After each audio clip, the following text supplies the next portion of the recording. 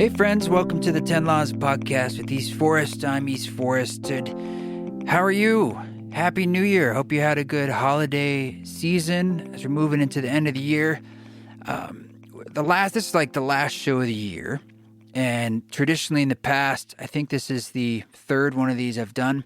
I like to do something a little different. And we've done these AMAs before where it's kind of an Ask Me Anything and you guys send some questions in and then we use that as a solo cast. But you know, now that my partner, Radha, has her own podcast, it's like, let's do another Radha Krishna Roundtable, but make it an AMA where we get to ask each other the questions and just see where that takes us. And so that's what we did. So this is a podcast with my dear, lovely partner, Radha, Marisa Radha Weppner. And if you don't know about her, she does a lot of cool things, including ketamine therapy. She's a life coach. She's a private yoga teacher, meditation teacher. She's at teacher trainings. She's got this amazing yoga book, like a nice 27-day for home practice for anybody. And she does a lot of this virtually, so check her out, marisaradha.com. But she's my sweetheart. So you know, she's important to me, and we have these conversations all the time, and it's always fun to get to record them. So I think you'll enjoy it too. Just want to say thanks for everybody who subscribes. It makes a big difference. I love the support we get, and we are creeping up in the reviews on Apple Podcasts. So if you get a chance to give it the 5 stars, it's so easy to do, and it's one way to support the show. As in addition to those of you who have given written reviews, it means a lot. And thank you for sharing your clips or episodes you like on social media or with your friends or just telling them about it. But you can tag us at East Forest on Instagram and East Forest Music on Facebook, Twitter. It's the same on YouTube. Yeah, so we've been doing what people do, slowing down here and getting into the holidays. It's been good. Sometimes it's a hard time of year for me because I like doing things and the world is like, get back to me when, you know, the New Year's passed. And I can respect that. But waiting's never been a strong suit for me. And also, you know, the holidays, they bring up grief for some of us. You know, I went through a divorce several years back now, and I feel much more I'm in balance with it, certainly, than at the beginning stages of that. But you can notice how certain milestones like this tend to bring up things that maybe, you know, frankly, I wasn't even always aware of in my mind. And I'm noticing it manifest sometimes as pain in my own body, or, you know, general anxiety or something. And it's been subtle, but sometimes too, just in the bigger scheme of things, it reminds me of like loss and really change and how everything in the universe changes. And then I started thinking about life in general. And for all of us who are middle-aged, you know, that's sort of the classic thought process. But at the end of the day, it fills me with a lot of gratitude for what is and an appreciation for what we've gone through this year and the many years and just collectively on this planet, you know, the stage that we're at. So we kind of get into that and these sorts of ideas in this conversation. The event on January 16th is still scheduled currently in Salt Lake City. We may have to shift venues, but we'll let you know ASAP. It might already be known out there if there's any new information by the time this podcast comes out. But thanks for getting tickets to that show at eastforest.org. And thank you for all the other support that you've given me, particularly this year, in a year when I wasn't able to get out there in person and see so many of your faces and interface with your hearts in person. I feel like you guys have really shown up as a community to support the ecosystem of East Forest and the work that I'm trying to put out that you're doing, and we're doing it together. And I have felt useful in our relationship, and I've really felt like you guys have been holding me up and, you know, using the tools, and we're in that conversation together. So thank you so much. Thank you from the bottom of my heart. I'll continue to do my best in 2021 to do my work and amplify that out because I know probably whatever I'm going through, you guys are going through too in your own way at your own time. And I'll keep showing up if you do, okay? we'll keep walking that walk together. All right, my friends. Happy New Year. Let's get into this conversation with Radha Krishna Roundtable, last of the year. All right, here we are. End of the year. In the space between spaces of Christmas into the new year. Folks will be hearing this around that time.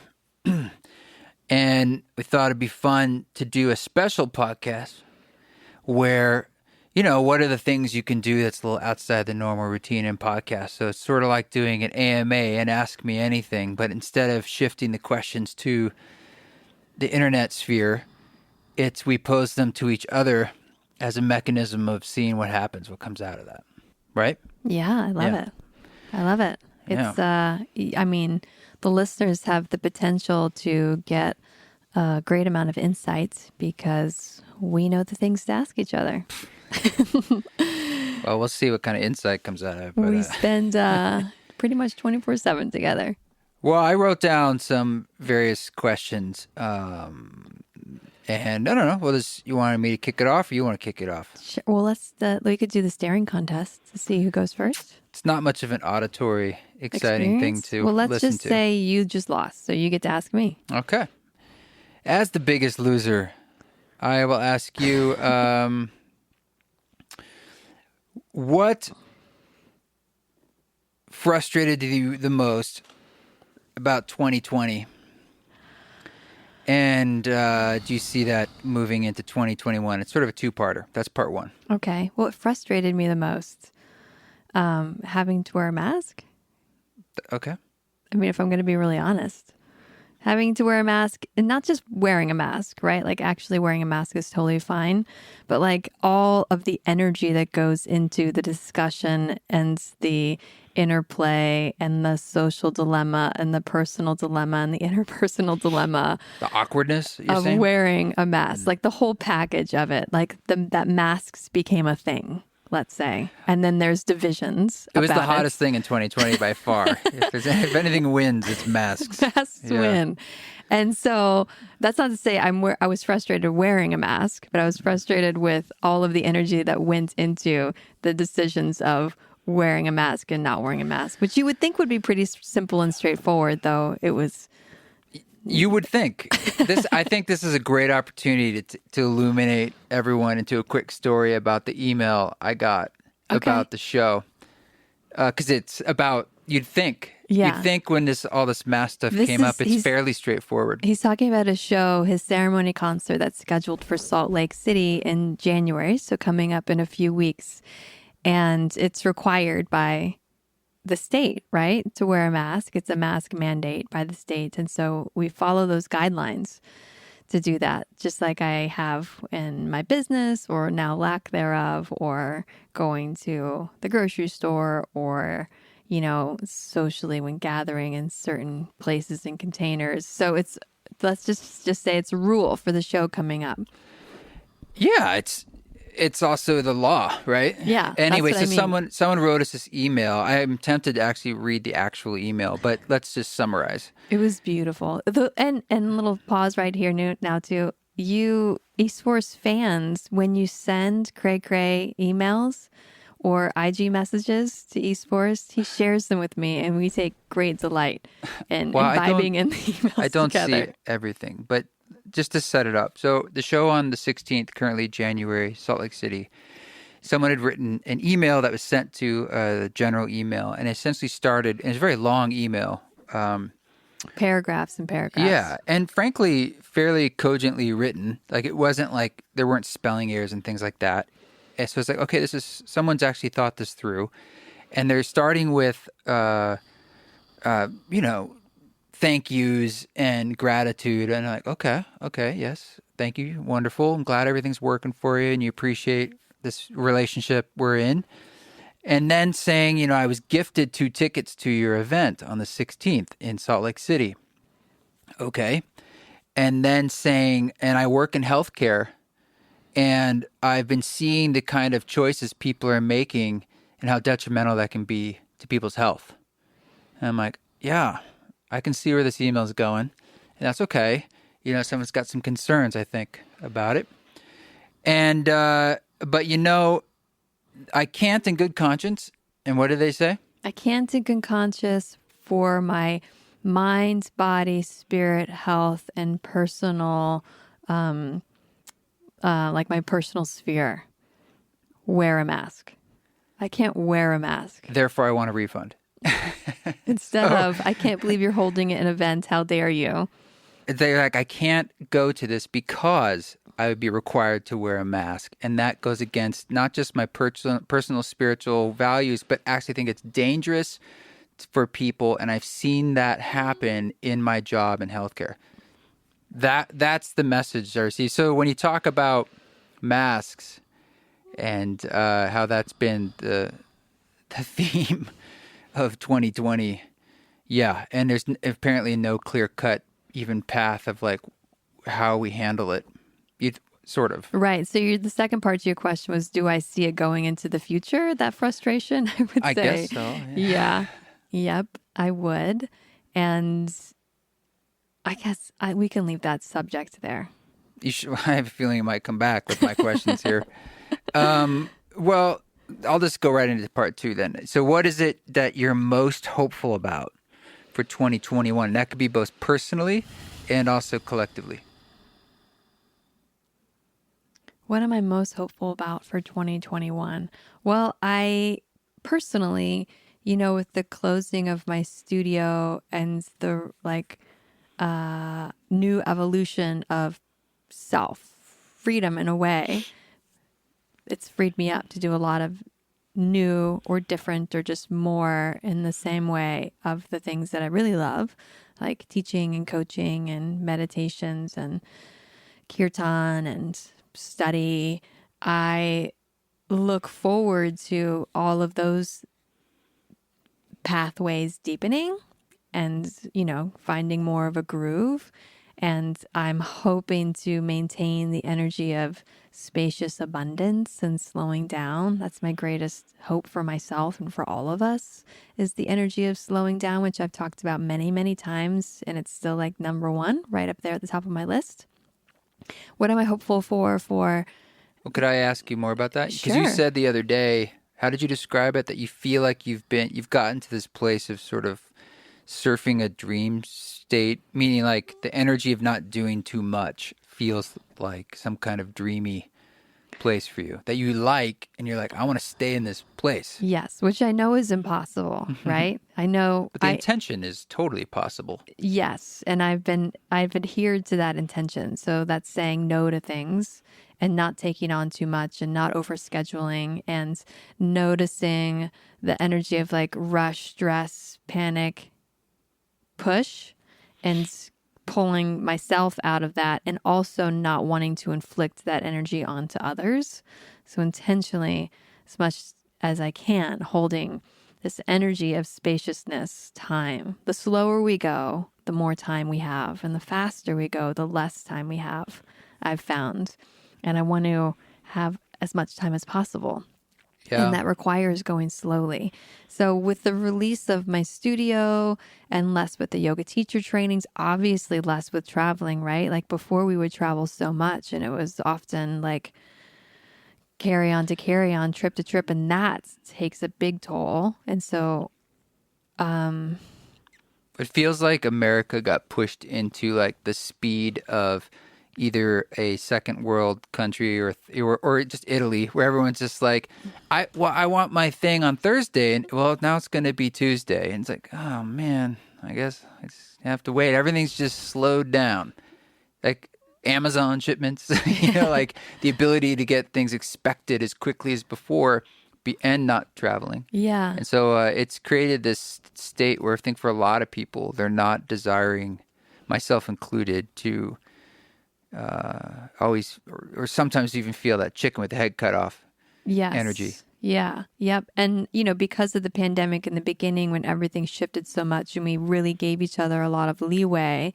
for canceling, not having things happen as planned, having things change at the last minute, etc., carrying that leeway forward of things might not happen or things might change or things might shift. And so allowing each other to have that forgiveness around what it's actually basically is being in the present moment. Like, how much can I be present to what's here now, this moment, versus projecting forward into, I've got to get all these things done and this is going to happen then. I want to be as present here and now as possible. COVID is, it is presencing. I think it stirs up things of remembering the past and what you miss, and it stirs up the future in all of our fears. But maybe the gift in it is that it illuminates then even more how those are these things in your head. Yeah. What you're missing and that what you're worried about. It is definitely a great illuminator. Mm-hmm. Yeah. Yes, totally. So I feel very blessed. I feel really fortunate to have been able to transition the way that I did from my work in the studio to my work Dude, with... You landed on your feet in a big way, and I've said that to you, which is amazing and great.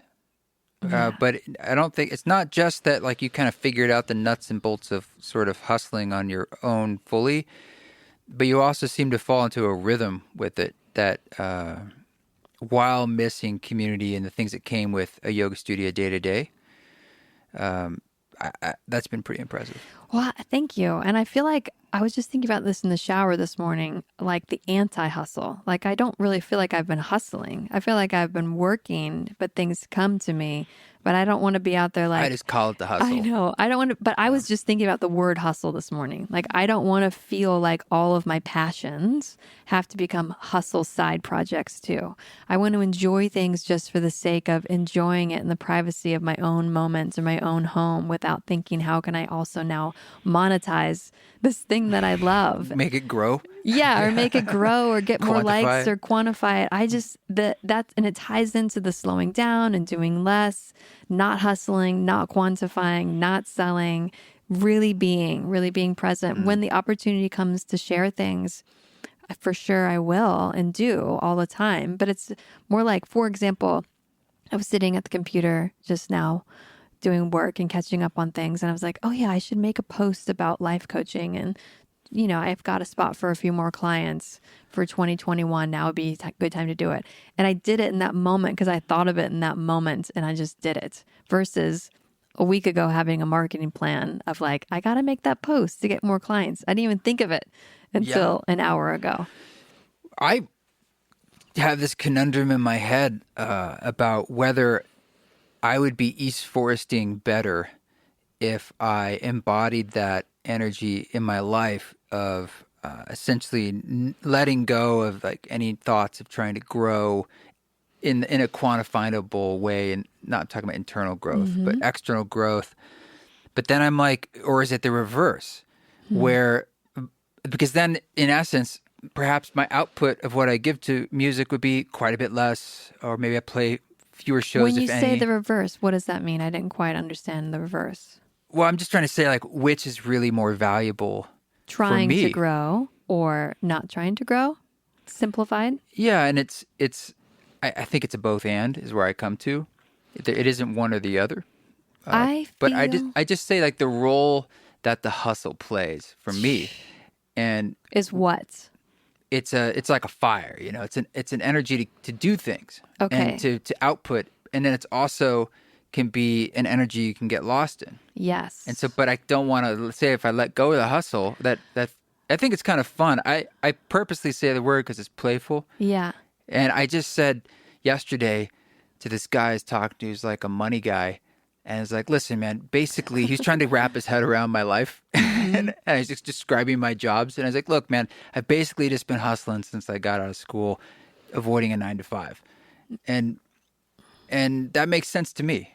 I guess the question that's in there is like, when is enough enough? Like, when do you feel like really satisfied with the life that you've created? And that's my thing. I'm saying there is no enough. There's never a destination. Like creative, I like the expression of creative energy, and there will never be a time I don't like that. I'm not saying then that then you wouldn't produce anything. I'm saying the internal feeling is like, I feel really good and satisfied in this moment, and you continue to produce because it's what you love to do. I do feel that. I do. And we were watching this is exactly what we were talking about the other night. We watched the movie Soul on Disney Plus, which I deeply enjoyed. I believe you did as well. Yeah, and the kids loved it. Fantastic music, great story, well done, and in my opinion, deeply influenced by the book Journey of Souls. And this idea of there is nothing else besides the quiescence, the quietude, the perfection that you feel in those moments of spontaneous, let's call it meditation, all day long, hopefully. Those ordinary moments of absorption with the beauty of life as it is. When you take a particular deep breath while you're even washing the dishes and somehow everything just goes, Yeah. that, of course, maybe it's the more beautiful moments, in orgasm or seeing a rainbow in the perfect way or the way the wind's going through the trees and the leaves. It's all like, those moments of infiniteness. That's it.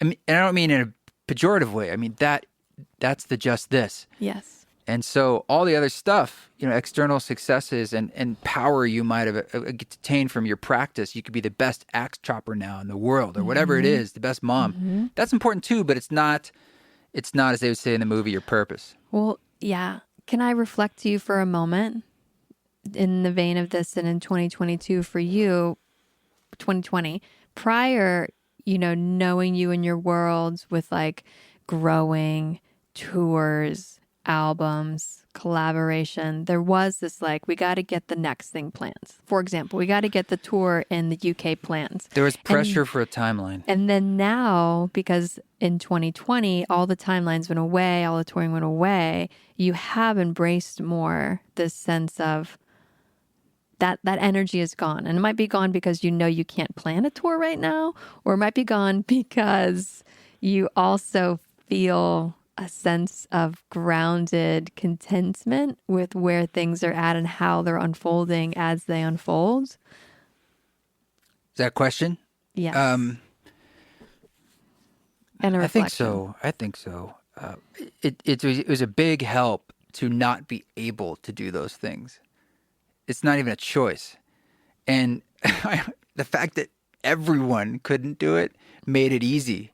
Yeah. Easy in the sense that like there's nothing to fight there. I really felt like we're all in it together. How much worse does it feel if you're the only one who can't do that for some reason? Then you're like, well, everyone's just leaving me behind kind of vibe. And I definitely was hustling on a pretty extreme scale for the last my whole life, pretty much. Yes, since you were 20, since you got out of college. I'm still hustling, but it's been simplified because the things I'm hustling on are here in the studio at home. It's about just creating music, which goes at the pace it goes at. You know what I'm saying? The hustle's been less multitasking in a way. Would you say that musicians too also feel the same? Yeah, a lot of my friends that I've talked to that are professional musicians, every single one of them has maybe been scared about, oh my God, about lost revenue, but all of them have really enjoyed being off the treadmill of either I'm on tour or we're planning for the next tour. It's an incredible tax on your body and your energy and your mind. I mean, it is so difficult. It can be very rewarding in the moments often of performance, but 98% of it is traveling or waiting or looking for food that's not really that good, or logistics, or whatever, man. And like someone the other day, it was the first email I'd had in months about coming to do an event. And it was all the way across the country. And I haven't done that in so long. I haven't flown. We were serious, like, airline points people with our statuses and whatever medallions and like the lounge this. And like, I haven't flown in so long that when I realized, okay, this event would require packing, the rehearsing, of course, but the plane ride, then the trip, and the finding a place to stay, and then overnight. And what was your travel fee in your mind? Yeah, my mind is like, what I was charging before, it doesn't seem worth it. Even though the money is like really valuable, and I get all that, and I very much value what I miss this year was connecting with people in that way, like that energetic exchange of a live performance is very nourishing, and I didn't realize how much. So Yes. there is a big payoff, and it feeds you. Totally. Like teaching. Like our All that retreats, stuff all we of do our in groups, or events. just even just one-on-one with people, that exchange of energy, this is pointedly showing us the value of it. Anyway, I don't know. To answer your question, it's nice to be able to take a breath and rebalance and not have to rush into any decisions. It's like, oh, I can trust in a different way of being and maybe bring things in, I would hope, in a more mindful way. That's my way, as opposed to the way I think it needs to be done. Exactly. Well, to tie into that, what would your hope for 2021 be? I had the same question for you. Collectively or personally? Both. Collectively, that we can or will have and continue to use this experience to burn through the way we're putting our hands over our eyes, over our ears, and coming into recognition of our own personal truths and letting that be more than motivation enough to make decisions that we can move towards a collective future and individual futures that recognize our lack of separateness and the other and our connectedness and our trust that like everything we want and need is already here. We just need to like let go of a lot of things.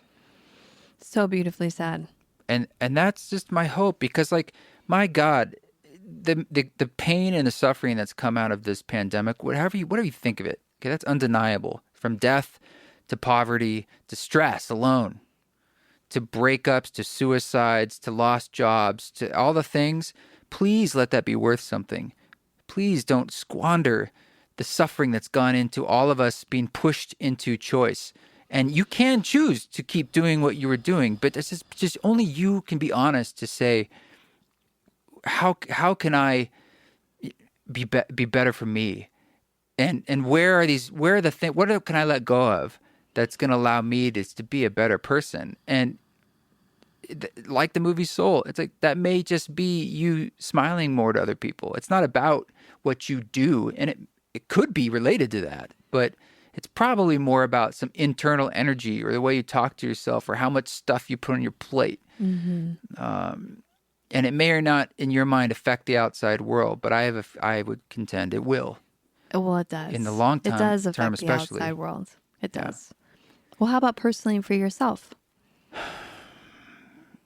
What am I most hopeful about personally? Yeah. Well, I think it's similar that I can hold on to some of the truths and strength, however small that is, to move into the new year and trust. To trust. So trust is your I've hope. always trusted, but I just want more. Is there more leaning into like that I'm held and guided and the process is perfect. Yeah. And I don't have to rush it. I was just talking with a client yesterday about, she was saying how she worries a lot. And she Life coaching client? Yeah, life coaching client. And she wanted help with worrying. And we talked all about that and unpacked it, but then really got down to trust. When you're trusting, you're not worrying. Yeah. And some people call it faith. And I don't consider it a kind of blind faith. I don't know. It's a very personal thing, what that feels like to you. I guess my question for you is, will you worry less if you're trusting more? Well, look, you know that I want to, right? You know that I don't enjoy worrying. Like it's more, it feels like a burden to me, and it feels like something that I've carried forth from my childhood that I was taught. To worry. Hands down. Absolutely. Yeah. Yeah. And I have to, I don't want to just push stuff away. So I'm like, worrying is actually a valuable skill it's just trying to look out for me and other people. Planning. That's another way of looking at it. And so it's not all bad. It's like, okay, so it's a muscle. I just don't want to use that muscle too much, And so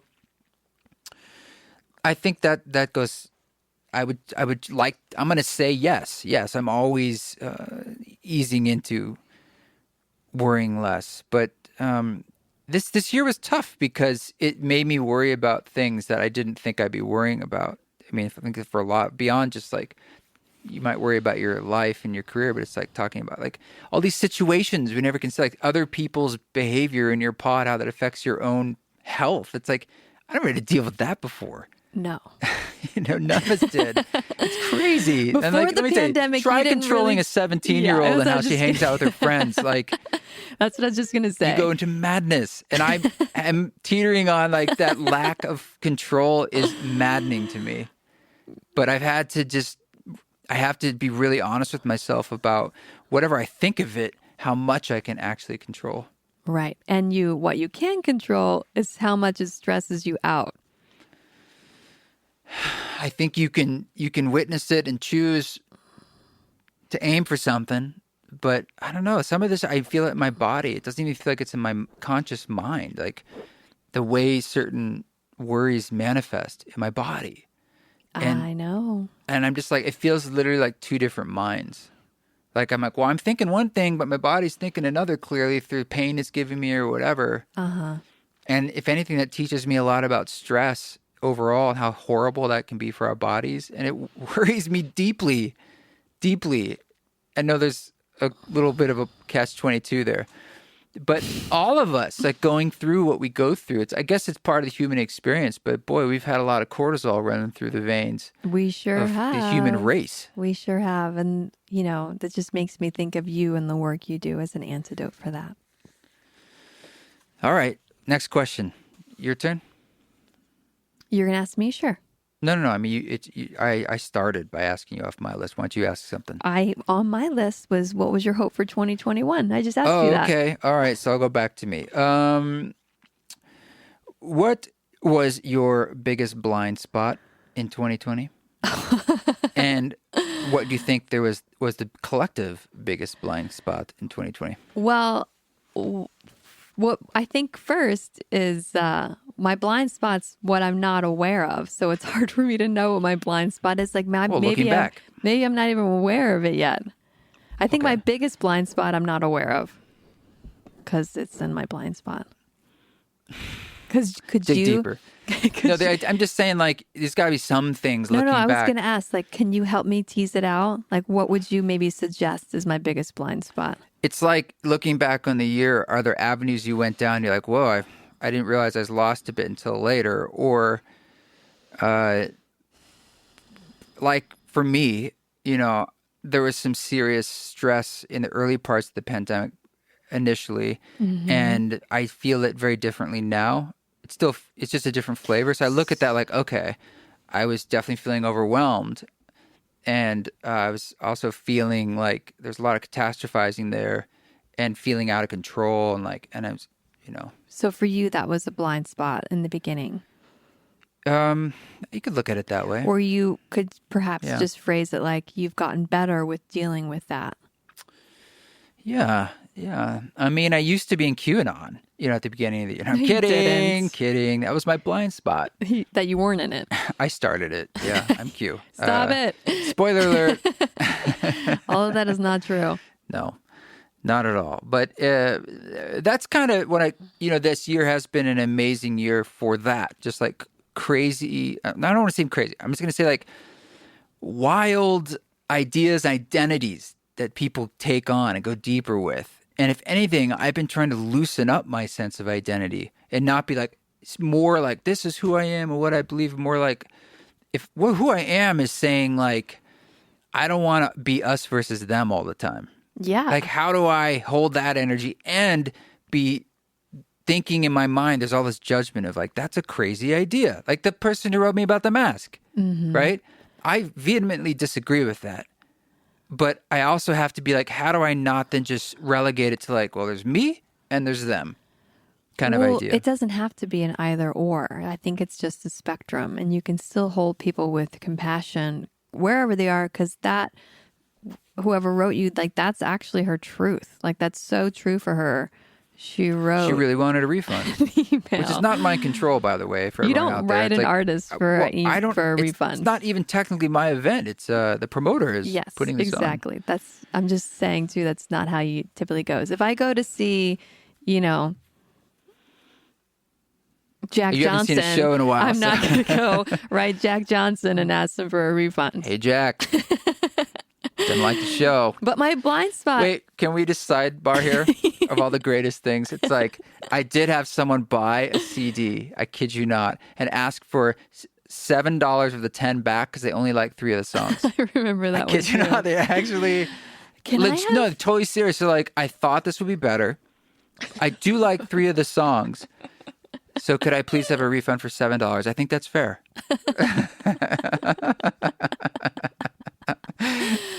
Or someone offered... Or it's like eating half of your dinner when you go out to dinner and you're like, I didn't want... Well, 70% actually. Yeah. 70%. I'd like $3 back. No, someone asked me to play a show before the pandemic, or maybe a year or two ago. And they were like, hey, I'm a big fan, blah, blah, blah. And again, it's like anytime someone's writing you directly, when it says right there for booking, agents, there's a different email. People. Agents are real people. They're good people. They just help you do it. And they're like, no, I don't want to talk to an agent or a manager or anybody. I just want to talk to artists so I can do this. And then they're like, yeah, big fan. It's my wife's birthday. I'd like to come play. And I'm like, tell me more, give me the basics. And then I'm like, look, here's the range, what it could cost, and let me know if this is in your window. And the person wrote back laughing like, ha, ha, ha. I don't know who you think you are. I was planning on giving you, I think it was like $150 and half a gallon of maple syrup because it was up there in that neck of the woods. So I thought about it. If it was a full gallon of maple syrup that I had to take home on a plane with all my gear, he would have had me. But he does love maple syrup. Half a gallon plus $150 to fly across the country and play his wife's birthday. It didn't happen. No, but that's the funny things that happen. So I'm hopeful that we'll have some more fun messages in the future. We really, really enjoy them. Yeah. But I'm trying to think of my blind spots still, sweetheart. Yeah. And how about blind E-ish spots? Doesn't have to say it was like this big blind spot. Just things that looking back that you're like, maybe just roads you went down energetically or not. Well, I think that I guess I can answer in a broader sense that for many of us, myself included, this year provided an opportunity to recognize blind spots around race and privilege, right? Yeah. So that was one of the major themes of 2020. And again, inherently in blind spots, you don't see them, but trying to see and think about and consider where those potentially are for me versus like the whole immediate, well, I'm not racist kind of response. Yeah. It's like, oh, well, where might it be showing up in subtle ways that I just... Or how we talked about this the other day. Like, I think I thought less about how I could help actively. I always thought of myself as an ally, but I never thought about what it meant. Yeah, what that whole energy meant. And I have felt that I have seen a lot of change in the, whatever community you want to call it that I see out there. Yeah. That I'm glad to see. We can always do more, but it seems like a lot of people got the message like, hey, there's a lot you can do in amplifying voices, and I try to as best as I can with the podcast and with collaborations and so forth, and I try to strike that balance of like, what's flowing naturally and who's coming into my world. But also, like, what can I do actively? Like, I definitely pick up on things when I think of something or I see something I like. I'm like, oh, let me work to connect the dots here. Yeah, I feel that's very true. And a lot of people have made great strides. And I would say in my own life, I feel like because I've become so isolated, it feels like I've had less opportunities to do more. Because I'm kind of doing a lot less in a sense. Right. And none of us are connecting in groups or things that you normally would cross paths. But the intention is there and the awareness of it is there and the opportunities are being looked for. But I just feel like in many ways, besides the regular like donating money, which I continue to do, Maybe I could switch the question. This is good. Like, okay. What do you think is more like the biggest blind spot in the wellness spiritual community in 2020 and how that relates to 2021? Because we have talked about this a lot. So we don't have to name anybody. It's more just like what we're seeing is like, because we think about it clearly when we think about privilege, race, and people have talked about that in the wellness industry. Yeah. But we also, this kind of dovetails into like that show Conspirituality, is that what it's called? Yeah. And that whole notion of the sort of, how I've termed it, sharpening the blade in the spiritual world. Well, that's a big topic, and everyone has blind spots, and everyone has room to grow, and there can easily become like an insular bubble that people get into, and when you're on the spiritual path, for sure, there's all kinds of spiritual bypassing, which would mean, personal, real life, tangible, actual problems or conflicts, blowing them out into like oneness, non-duality, everything happens for a reason type of things, which is true on one hand, but also not true on the other hand. So you have to really be able to contain this idea of paradox. And a lot of folks in the wellness world, spiritual in quotes world, can get pulled into things like what's the word I'm looking for? Delusion? Conspiracies. Into conspiracies. I was thinking conspirituality, but I'm like, that's not it. My words are getting mixed up. Can get pulled into conspiracies because they tend to inherently want to think outside of the box, which is a good thing. Like thinking outside of the program Question is reality. the journey Question everything. that we're on. We have to be able to question reality. And I feel like it's somewhat safer to look into conspiracies before, like when you and I were more into it in our like teens and 20s than it is now, because of the way information is disseminated, and it feels like it's so polarizing too. And that energy that you spoke of before, the us versus them, is insidious and deep and toxic. It never ends. It never ends. Yeah. And so personally, my internal barometer when looking into something does this give me a feeling of separation or us versus them? Where in the spiritual conspirituality side of things, it can be the finger pointing to the other side of like, they're wrong. They've got a hidden agenda. They're trying to take away your powers. You have to watch out for them. That type of energy is a red flag for me. So I steer clear of that, but you can easily get sucked into it, especially when it's true we can't trust our government. I feel it's true. I think that statement in itself is too black and white. There are aspects you certainly can. I think there are aspects you can. There are aspects you can, and I don't. When I say you can't trust, I'm saying, do I feel like my government is telling me the truth about everything all of the time? No. Do I think that there's truths that the government keeps from the collective? Yeah, I do. It's hundreds of thousands, if not millions of people that we do have this whole hierarchy of it, but it's so vast and there's so many systems to it that, like the U.S. mail has problems, but I kind of feel like I don't feel like there's some fuckery happening. When he says mail, he doesn't mean white mail. No, like the postal service. It's like, or the way that the way it trickles down to like the way voting was a fraud for perhaps 50 to 70 million people right now are believing that something was truly fraudulent or stolen, where another side, the extreme opposite, is the feeling. That's sort of a symptom of something eroding where, like, I mean, it never ends, the manifestation of that feeling of lack of trust, because, like, you have to kind of choose. You'll never know anything for sure. So it's sort of, you have to just kind of like, I'm going to believe certain things at this moment and not others. And you recognize that's just a choice and something you're holding. But some things I think it's an easier leap than others.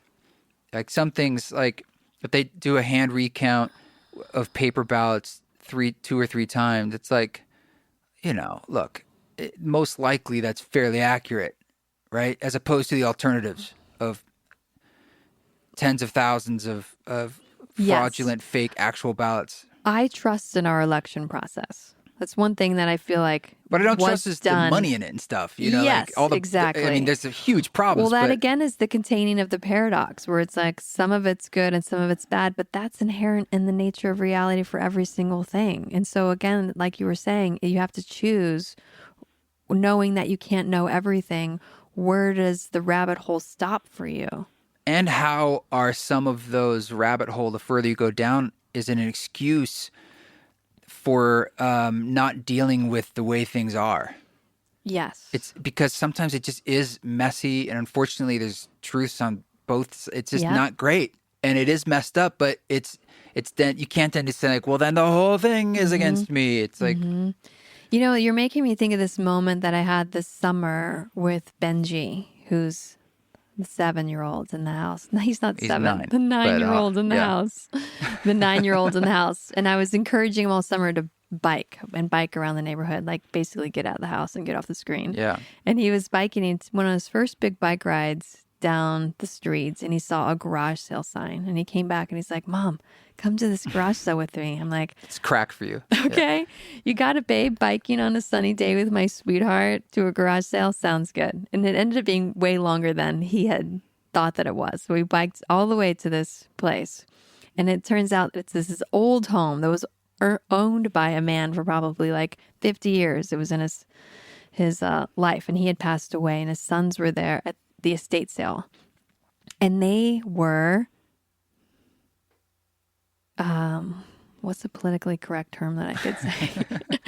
They were like my kin down Salt in of the the south earth. in Florida. They were salt of the earth. They were hunters. They were fishermen. Yeah.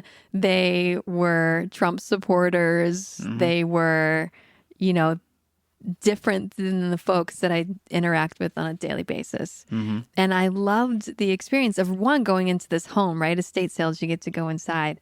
And the 2 sons were there, and one of the wives, and they were so sweet and so loving and so kind and so helpful and so generous with all the things that they were selling. And just to say, I had to have a moment where it was like across the fence, and just to be with these 2 sons who had lost their father in this moment that for them, they were still really sad and grieving, and getting to talk to them about their father and like look them in the eye and listen and share and just feel this deep human connection to, if you were to zoom out and go to like Fox News and you see these guys on that screen, they would feel like other, different, bad, scary. But when you see them face to face, they're just regular humans too, Sure. trying to do their best and live their best, and who have super generous, open hearts as well. Everybody, I think, or many people, have bigger hearts than we give them credit for. Well, they all have it. It's just how much they can access it. Yeah. And it's sort and of the like, barriers to access yeah, and why those are there. which are real. Everyone is on a spiritual journey. It's not like certain people are and certain people aren't. Yeah. Everyone is. It's just how much they're basically consciously identified with that process and how important it is to them. But we're all on it. It doesn't matter really how you are exercising your life. You're in it whether you like it or not, in a sense. And that's just my viewpoint of like saying that it all matters. I believe It all matters. It your does. choices matter. Like they really do. Interactions with, you know, salt of the earth folks like that can sometimes feel better than the cliquey interactions that you get with those in the wellness world that feel so judgmental.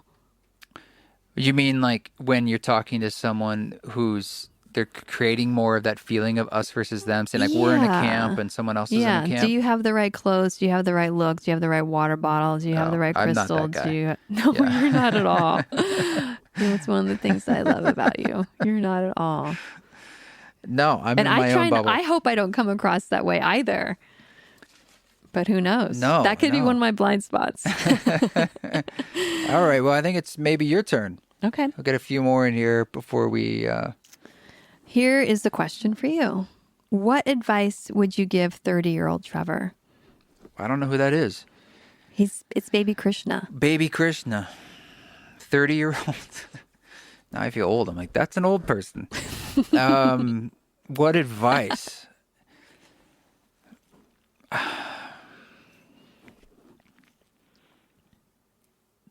I think I would say keep working hard. I wouldn't say any of that like do less or anything like that. But it'd be more Well, where's 30-year-old Trevor at this moment in time? What was he 30. doing? I think I was in New York City and about to leave New York City. Okay. And I think I was really just starting to pop off and like, wait a minute.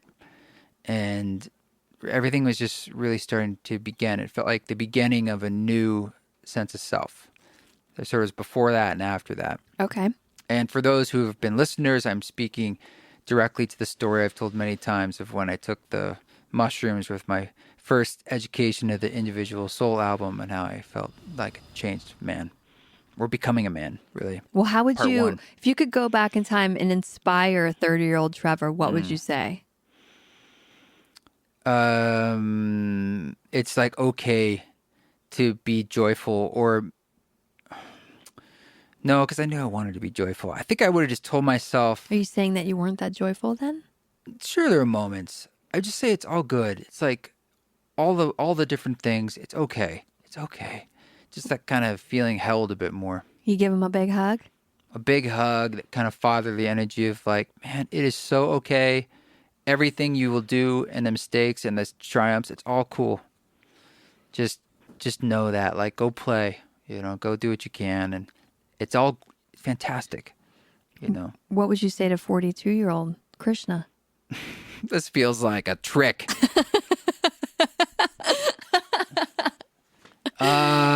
I guess the same thing, Which is, what did I just hear you say? that it's okay and everything you will do, the things you might deem mistakes or successes, that it's all just great and they're all on a scale of perfection. So it's like, just go play and enjoy it all because it's all perfect. I guess. All right, you tricked me.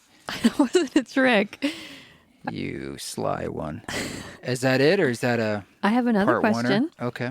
Well, the part two was, what would you ask 42-year-old, which I didn't have written down. That just came up as You we were conveniently talking. did not ask that till second part.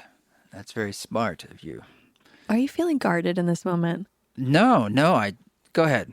Do you have another one? What was your biggest career success of 2020? What a strange year.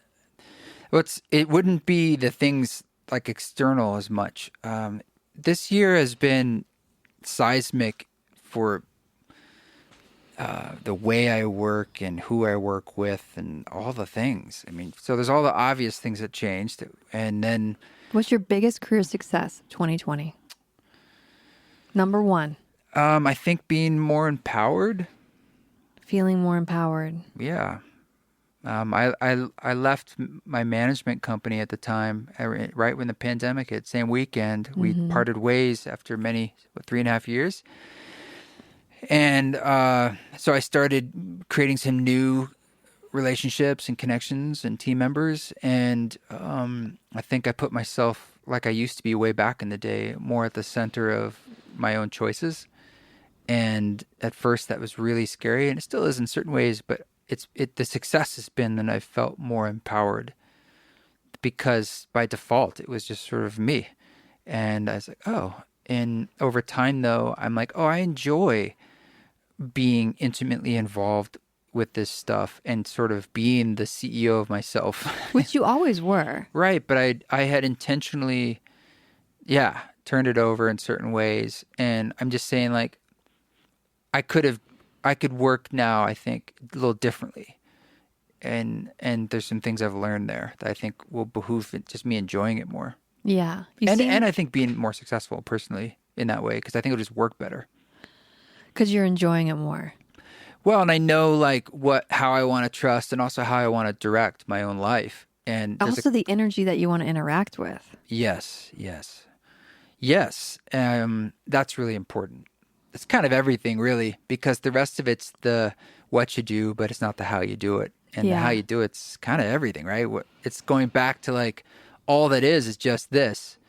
So if you're not really feeling that so great, be like, yeah, but we're going to get this awesome thing. It's like the thing's irrelevant. The means don't justify the ends. It's almost like there is no ends really. They're just Yes. things, and the means is the show. Exactly. So how do you want to do the show? And I do have choice, as we all do. Like, who do we want to surround ourselves with? At least in that sense, I feel very privileged to be able to. I'm not forced to work with so-and-so or such company, Yeah. Yeah. Well, you got to work with some great people this year. I mean, half a gallon of maple syrup, that's my choice. Not quite enough. When I think of a half a gallon of maple syrup, the picture in my mind is a gallon that's half full. And I love that it's a used bottle. Yeah, it's like a Trader Joe's bottle of It's half of it's in there. Yeah. I am really tempted to taste it though. I'm just curious. Is it really good? Because you know me, I'm big into maple syrup. He uses maple syrup the joke every really day. is that I love using maple syrup as a sweetener in things, cooking, everything. Yeah. It's your go-to. Yeah. So, they were on the right track. Is it grade B? I prefer it is. We don't know. We'll never know, sadly. Do you have any more questions for me? Yeah, this is a sort of an easy, fun one. What was some of your favorite music discoveries in 2020? Oh, boy. You're not any longer the DJ radio host of terrestrial radio that you were, in which you were playing new music. So then you were really on top of it. But I feel like it doesn't have to be new things, just things you were jamming on throughout the year. Oh, goodness gracious. That's sadly, this question makes me sad. This question makes me it's a double really, negative, really, so really, it makes really you sad. happy. Because I was a radio DJ for a decade. But you started your podcast instead. And I was DJ Chakra Khan, and I would DJ events, out You are all of the time. DJ Chakra Khan. Benji told me the other day I wasn't DJ Chakra Khan anymore because I haven't played any gigs. Ouch. I know. It's come from You're not the a little boy 9-year-old. anymore because you don't bike around the neighborhood. You just watch iPad screens. So, and then Treefort Music Fest that I helped plan didn't happen either. And the gigs I did have for DJing, all of them didn't happen, et cetera, et cetera, et cetera. So I feel like, and I haven't got to go to any shows besides the Magic Sword East Forest show. Yeah, that one we did outdoors. So it's been somewhat of a musicless year in many ways. Let me help you out. But you got me. He got me a vinyl record for Christmas of Salts. Yeah. Salts. SAULT. So we've been jamming on the Salt vinyl. Not the new ones, the ones that you enjoy that we put on. Well, we've put on all kinds of stuff. I mean, we were just jamming out on Glass Animals, but that's an old vinyl. Sea and Cake. You're a big Sea and Cake fan. I love the Sea and Cake. Yeah. We listen to that a lot. My vinyl collection is huge. Yeah, it's really, really good. And I always try to ask you to put more on. And I do. It exists. And I do. So, man, I guess that's a hope I have for myself for 2021 is to get back into the music because it's really fallen off while all these other things have taken over. Yeah. And sometimes it was like when we were out performing and stuff, you meet and discover music at festivals or concerts. Going to shows. Yeah. Going to shows was a really big thing, and that just hasn't happened. Didn't we go to Jonesy and Alex? That was November of 2019. It was? Yeah. We just went. That's how long ago it was. Wow. Okay. I guess, right. So But what's been happening for me, babe, if I can tell you, is I've been making my own music. Yes. I've taken singing lessons with Sheila, Bringy, and Brent. I've taken harmonium lessons with Sheila, Bringy, and Brent. I've taken harmonium lessons with Govindas and Radha, all of that virtually. And so just this morning, part of my routine is I got up and I played the harmonium and sang the Hanuman Chalisa, and I could do all of it with my eyes closed, just in the bhav. I could play the harmonium, changing chords, and singing all by myself. Wow. So awesome. I guess the music has turned internal versus external this year. I've been making so much more of my own music. That's a huge shift. Yeah. That's and I had great. a vision. Here's a hope for 2021. You and I are going to come out with a Hanuman Chalisa song together. You're going to do the music and I'll sing the chants. Okay. Wow. So that's a 2021 hope for your beloved Radha over All here. right. It's on the vision board. It's on the vision board. Shalisa Yeah. for Radha Krishna. Okay. Yeah. Well, what else for you? Anything else? Or any other things as we're closing out this year? Well, as we're closing out this year, I want to just say how grateful I am to have you as my partner, because you've been stellar and awesome and a rock and a great yang to my yin in many, many ways. In the places that I do have blind spots that you perhaps see, you often hold me with a lot of compassion and forgiveness and allowance, and lift me up in lots of so many ways by holding the ship steady throughout all of it. And I'm really grateful to you for the work that you did for my meditation album, mixing and mastering and editing and music, of course. Yeah. I feel like I'm the luckiest yogini on the planet. Everyone wants East Forest music as a backdrop to their meditation. And Well, they're great meditations, and thanks for all that. No, I feel that relationship is, I've always felt it's the crucible for spiritual development. It's one of the most fiery, best places to really get the kiln going. But I've been incredibly grateful that we could have that rock of partnership, especially during the COVIDian era as it continues, because my heart goes out to those who are truly alone. I think that would be rough, really rough. And so, even though I can't control everybody and who they hang out with, I'm grateful for what I do get, which is partnership and like our community, a little micro community in a sense. So it's something I'm very grateful for. Yeah. All right. Any other last words for the year? hang in there. Is your podcast, it's been going over a year, or is this the first year? I passed a year. It was a year in August. So you're going to be like a year and a half. Yeah. Okay. It's going to be a year and a half. How many episodes have you put out? I want to say What will I'm this be? at this will be like episode 58 or 59. It's one of those things that I'm just holding lightly too. Like, I don't want to stress about putting out a podcast every week. So it might be a few weeks, and that's okay. Yeah. Yeah. The podcast for me, I do it because I enjoy it. Totally. And I don't make any money off it. Matter of Nope. fact, it costs me probably, with all the different fees, certainly in the hundreds per year, I think. They Spend take all about the time. Takes about a minimum 4 hours, I'd say, a week, maybe 5. That's a lot. Yeah. And wasn't so sure I'd keep it up at a weekly pace, because it's like I didn't want. I was like, I will if it does and it feels natural, and it has. But it is a fairly significant amount of energy, and I just enjoy it as a different avenue to explore the same show that I want to explore with the music, and to hopefully be amplifying other voices, not just my own. And I get to learn a lot, and I get to meet a lot of people. And if there's ways that you guys, at least for my show, I don't know if you want to invite this same sort of critique. I don't want to know what I'm not doing well out there, but if there's things you like and you're like, I'd love to see more of that, Yeah. let me know, because the podcast can go as, I hope it's part of a community, and it serves to us. And so if there's something you're digging, like this kind of thing, or more like the solos, or you like the dialogues with particular types of people, let me know at info@eastforest.org, or you could always, I guess, try and message us on social media. And if it's a crazy funny one, we'll share it with each other, because it brightens our day.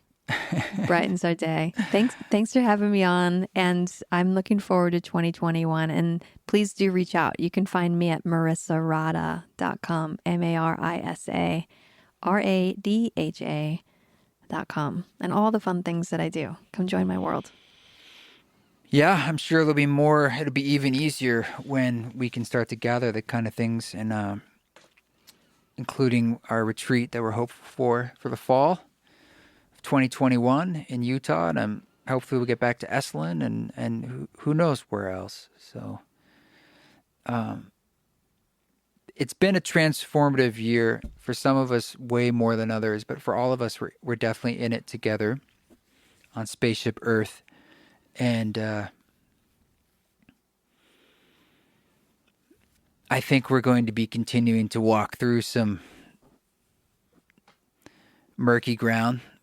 It's hard to walk on, but I know we can do it. And I know that if we can are doing it. Trust one another, we'll realize how much help is out there. There's a lot of good people out there. So many. A lot. And a lot of them who are really good people. It might not be the majority, but it doesn't need to be. And everyone can get there. And I feel like it there. is the majority. I feel like the majority of people are really good people. So we can do it. We can do it. So Happy New Year to everybody. Yes. And thanks for being part of the families. And we'll continue in 2021. Blessings for spacious abundance. Love to all of you. Ram Ram. Don't take any shit, but if you do, what do you do? Hare Krishna. Well, thanks so much, sweetheart, for coming on the show yet again. I'm sure she will be back many times. Check her out, MarisaRadha.com. Check out her new meditation album, Guidance, that she mentioned.